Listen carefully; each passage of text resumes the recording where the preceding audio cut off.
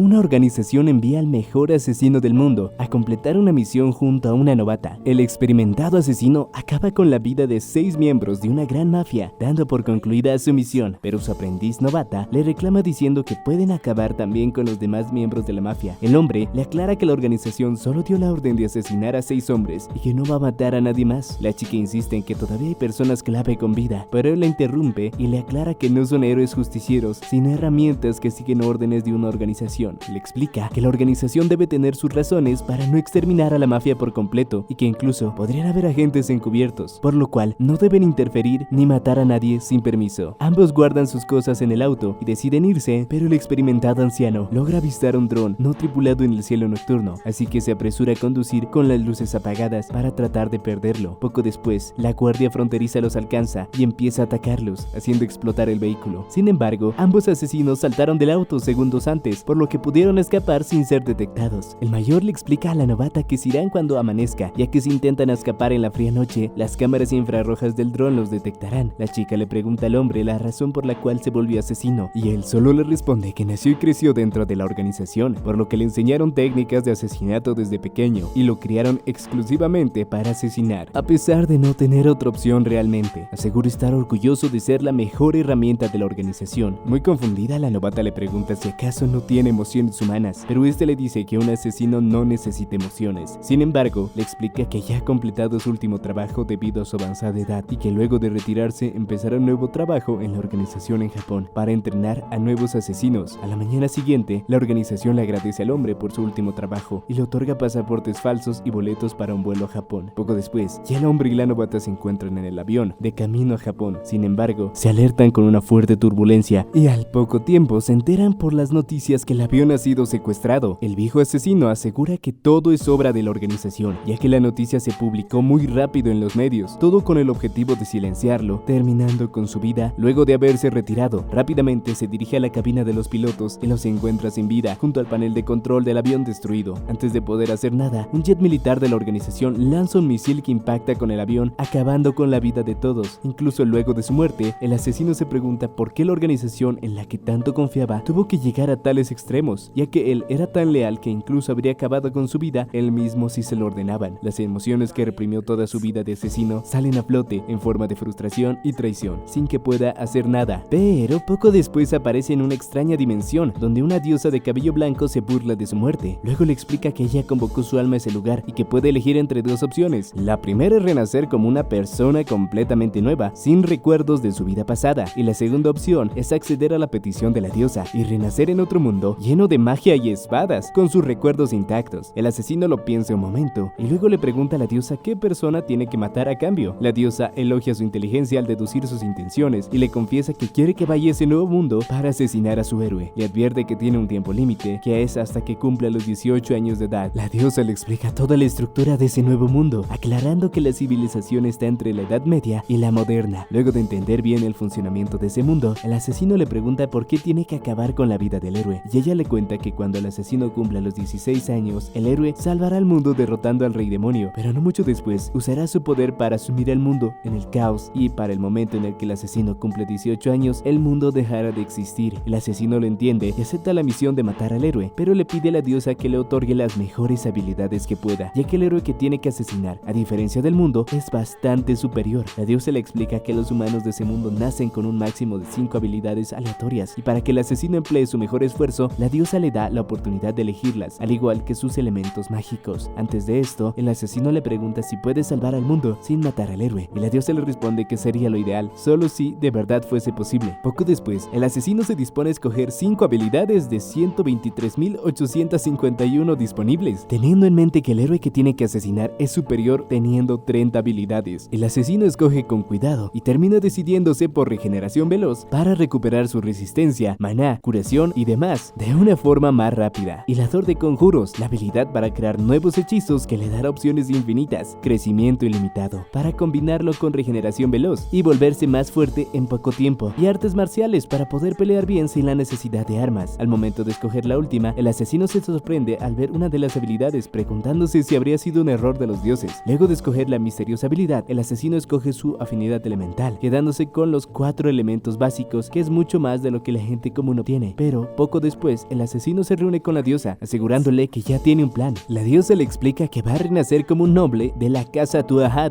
una familia donde se gana la vida como asesinos, decidido a finalmente vivir como quiere para poder alcanzar su propia felicidad. El asesino renace en ese nuevo mundo en el reino de Alban. Siendo un bebé, es nombrado Lugh, un niño de cabello plateado al igual que su madre Edri. Su padre, Cian, el mejor asesino en la historia de su familia, asegura que lo criará como un asesino, al igual que la familia, ya que el reino necesita a los Tuatha y hay plagas que solo el asesino puede exterminar. Edri se opone a esto, pues no quiere perder a Lugh, al igual que su otro hijo Ruf, pero Cian le asegura que no pasará lo mismo. A la edad de 7 años, Lugh ya es un niño con habilidades excepcionales que entrena a diario. A pesar de esto, aún no puede usar magia, ya que es algo que solo puede aprender con un mentor. Aún así, se dedica a fortalecer su maná y mejorar sus habilidades de asesinato mientras caza, y se encarga de alimentarse bien, preparando cuidadosamente su propia comida, encantando a sus padres con sus dotes de cocina que aprendió en su vida anterior. Una vez a la semana, el padre de Lugh examina el crecimiento de su cuerpo, de su estructura ósea, el desarrollo de sus músculos y el movimiento de sus articulaciones, con la finalidad de ajustar su entrenamiento basándose en todo eso. Después de todo, los Tuatha son los mejores expertos médicos del reino de Alban, y solo en secreto son asesinos que ejecutan órdenes de la familia real, apoyando al reino controlando la vida y la muerte. Por lo que Cian le enseñó a Lugh desde una edad temprana muchas técnicas médicas de asesinato. Mientras su padre examina su crecimiento, Lugh piensa en lo conveniente que es ser criado en esa familia, ya que puede sacarles provecho mientras se entrena para matar al héroe. Al terminar, el padre de Lugh menciona que tiene una grandiosa aptitud y que su crecimiento y sanación son muy rápidos, como su gran progreso es innegable. Cian le asegura a Lugh que ya debería ser capaz de soportar la operación, por lo cual decide otorgarle los ojos de los Tuatha, un secreto legado de la familia. Tras someter la vista a una cirugía mágica, le permite percibir el maná y ver grandes distancias, además de que mejora la agudeza visual, percepción de la profundidad y visión con poca luz. Luego de un tiempo, tras la operación de Lugh, sus heridas sanan rápidamente, por lo que es capaz de usar sus nuevos ojos sin problema, logrando ver por primera vez el maná de su padre, la región entera de los Tuatha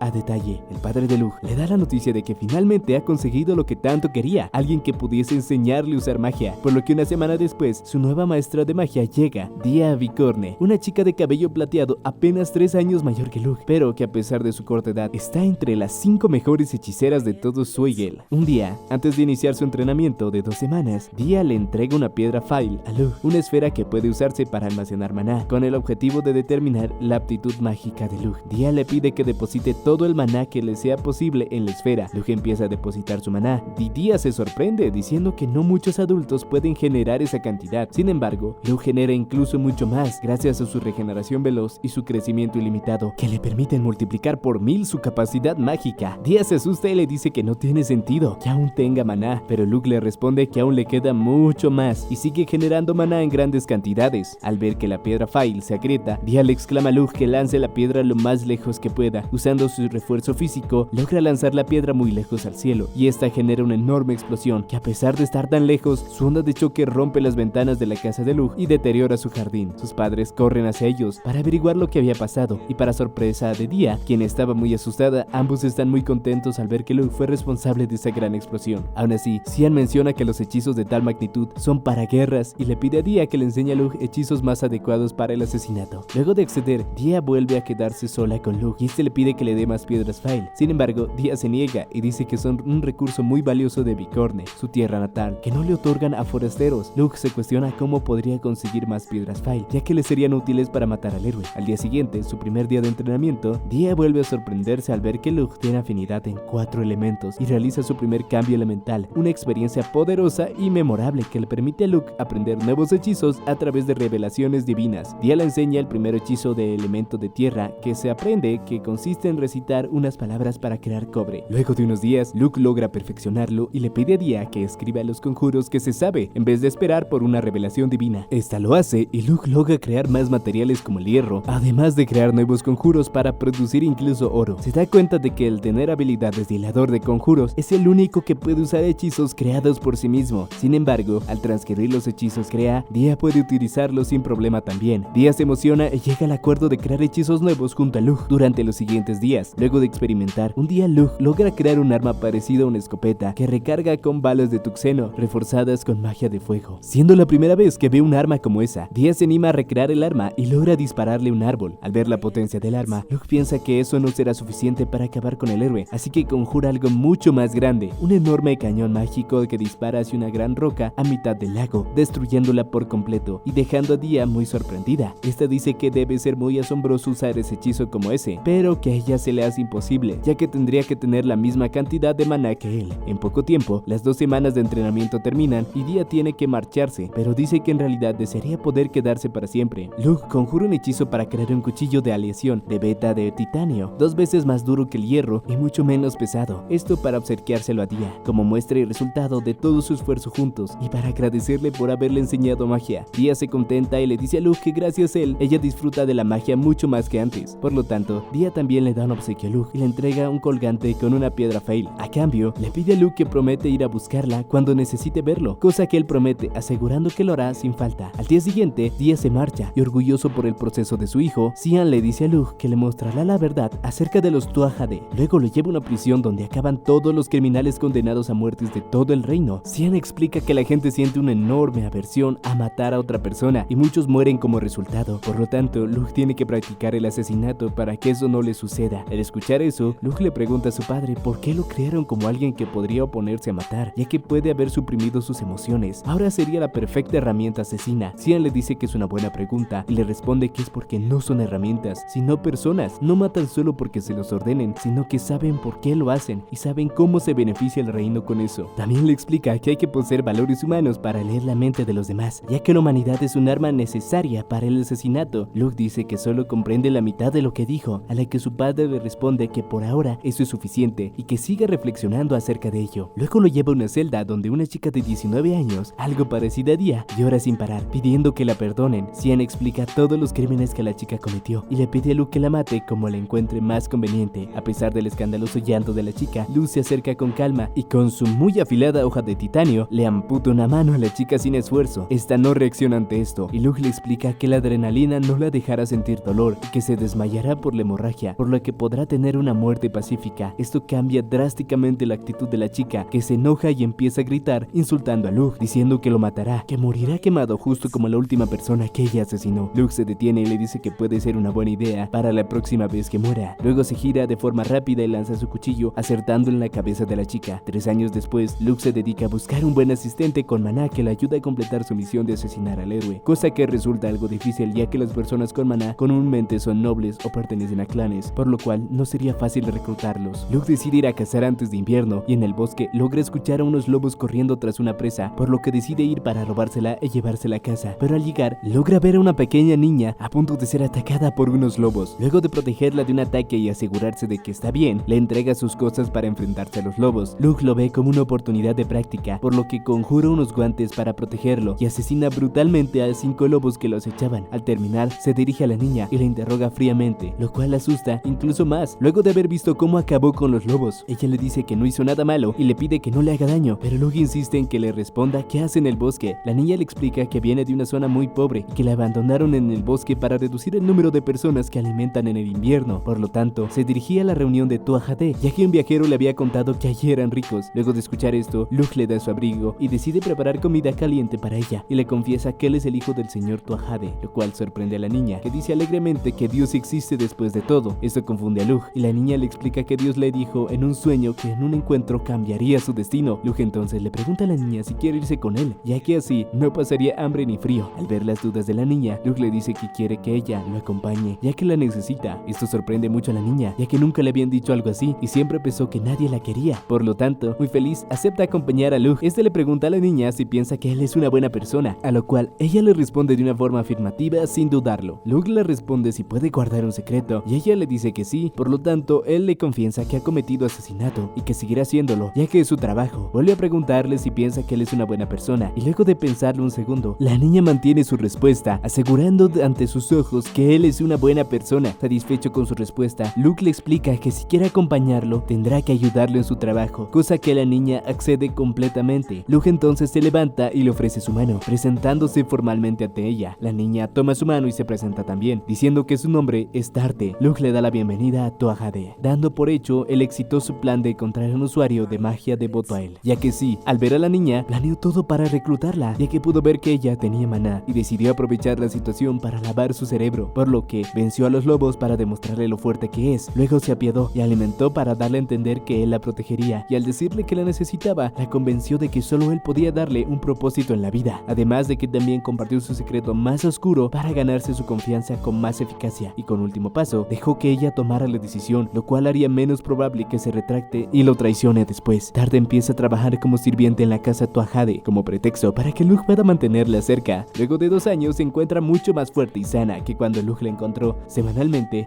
Luke se encarga de examinar su crecimiento, al igual que su padre lo hacía con él. Su padre impuso 2 condiciones para entrenarla. La primera es que él mismo la instruiría, y la segunda es que si ella llegaba a traicionarlos, él tendría que encargarse de matarla. En solo 2 años, Tarte desarrolló un cuerpo apto para asesinar y la sofisticación propia de la criada de un aristócrata. Al terminar la examinación, Luke le dice a Tarte que su cuerpo está en perfectas condiciones y que el problema está en sus instintos, ya que Tarte tiene gran habilidad con la lanza, pero no es muy buena con las armas pequeñas que se usan en el asesinato. Por lo tanto, tiempo después, Luke conjura una lanza que puede ocultarse fácilmente al doblarla, y Tarte logra sorprenderlo con su gran progreso, lo que la hace muy feliz. El tiempo pasa. Un día Luke revisa entre sus cosas, observando la gran cantidad de piedras file que aprendió a crear, luego de examinar la que Dia le obsequió antes de marcharse. Luego de guardarlas, Tarte aparece y le informa que su padre quiere verlo en el cuarto de entrenamiento. Cuando se reúnen finalmente, Cian es directo y le pregunta lo que opina de Tarte hasta ahora. Luke le asegura que tras 2 años de entrenamiento, está a la altura de las ramas de la familia y es muy diligente. A pesar de que le alegra su progreso, Cian le aclara que eso no es lo que quería saber. Luke entiende de inmediato y le asegura que ella es inocente, ya que desde siempre la examina cuidadosamente cuando conversan y nada indica que mienta. Su padre le dice que le alegra no tener que matar a una chica tan buena, ya que estaba el riesgo de que pudiese ser un espía. Luke también piensa que su encuentro con Tarte fue demasiado bueno como para haber sido pura suerte, por lo que cree en la posibilidad de que haya sido obra de la diosa que lo envió allí. Cian cambia el tema y le informa que su próximo ejercicio será una prueba especial, una prueba que si logra probar y además completa un ejercicio más, lo reconocerá como miembro pleno de la familia y podrá trabajar como asesino. Luke acepta y su padre le explica que la prueba consiste en pelear contra él, por lo que salen al bosque y se acechan entre las sombras. Luego de una reñida pelea tratando de descifrar sus escondites, Cian reconoce la victoria de Luke cuando este coloca un cuchillo en su cuello después de predecir sus movimientos. Poco después, Cian trata las heridas de Luke y le dice que ya no hay nada que pueda enseñarle y que solo le falta experiencia. Le pide que camine por sus propios medios y que se encuentre lo que hace falta para volverse más fuerte y así someterse a la prueba final algún día. Luke ayuda a su padre en sus trabajos de asesinato durante los siguientes días y tras haber visto a su padre trabajar, aprendió muchas cosas de forma rápida. Su padre le asegura que será un gran asesino algún día y que incluso da un poco de miedo lo mucho que ya sabe. Luego le dice que aún no le ha hablado de su prueba final y le explica que entrar a la casa de un noble es una tarea difícil debido a la seguridad, por la que a lo largo de su vida ha tenido que usar diversas identidades falsas desde cocinero a mercader. Luke entonces le pregunta si quiere que él se disfrace de cocinero, pero su padre le aclara que será un mercader, ya que los nobles invitan gustosos a los mercaderes que puedan conseguir lo que necesitan, siempre y cuando pertenezcan a una empresa comercial. Cian confiesa que junto al nacimiento de Luke, preparó el nacimiento de una persona ficticia, Ilig Valor, el hijo que tuvo el jefe de la empresa Valor con una prostituta. Debido a esto, aunque revisen su registro familiar, no lo podrán descubrir. Luke reconoce la empresa Valor como una famosa empresa comercial de la ciudad mercantil Milteu y se sorprende al saber que accedieron a falsificar un nacimiento, pero su padre le dice que le debían un favor. Cian finalmente le dice que hasta que cumpla la edad de 14 años, Luke aprenderá a ser un mercader como el hijo de Valor. Poco después, la familia Tuahade realiza una reunión de celebración para Luke por partir a su prueba final. Luego del brindis, Cian habla con los invitados acerca de lo excepcional que es Luke, asegurando que algún día dirigirá a Tuahade, incluso mejor que él. Todos parecen felices y sorprendidos de que Luke vaya a realizar su prueba final a la corta edad de 12 años y que tiene el potencial de ser un gran líder. Sin embargo, uno de los invitados no estaba contento con esto, un joven llamado Rona, que expresa su desprecio lanzando una copa de vino, pero Luke atrapa la copa hábilmente y se le entrega a Tarte para escuchar lo que el chico tiene que decir. Rona exclama negarse a aceptar la idea de que un mocoso como Luke será el próximo líder de la casa. Su padre intenta callar sus reclamos, pero esto no lo detiene. Cian interviene y le pregunta a Rona lo que le molesta acerca de Luke, y este le dice que él era el siguiente en la línea tras la muerte de Ruth, por lo cual no tiene sentido que un niño escuálido como Luke lo reemplace, ya que según él es mucho más fuerte que Luke y debería ser el próximo líder. Cian entonces le dice que pelee contra Luke para determinar quién es más fuerte, pero apenas Ron acepta, nota que tiene un cuchillo cortando levemente su cuello. Al ver a Luke sosteniendo el cuchillo, Cian dice que aparentemente es el más fuerte, por lo que le pregunta a Rona si está satisfecho. Luego de soltar el cuchillo, Rona sigue intentando pelear, por lo que Luke le hace una llave, lanzándola al suelo y fracturando su brazo. Luke aclara que es una fractura limpia, por lo que sanará en un par de días si posee de maná y usa técnicas médicas. Su padre entonces resalta en público lo extraordinario que es Luke. Es tanto en técnicas médicas como en el asesinato, mucho superior a él incluso. Luego de tal escena, Luke encuentra a Rona en el jardín, quien solo está irritado por lo patético que él mismo es. Luego de unas palabras, Luke le dice a Rona que si trabaja para él, cuando sea el nuevo líder, será tratado incluso mejor que ahora, y le aclara que quiere que trabaje para él, no como asesino, sino como un caballero de Tuatha Dé. A Rona le agrada bastante la idea y le sorprende cuando Luke le obsequia una ligera y afilada espada. Luke le dice que una espada es mejor para él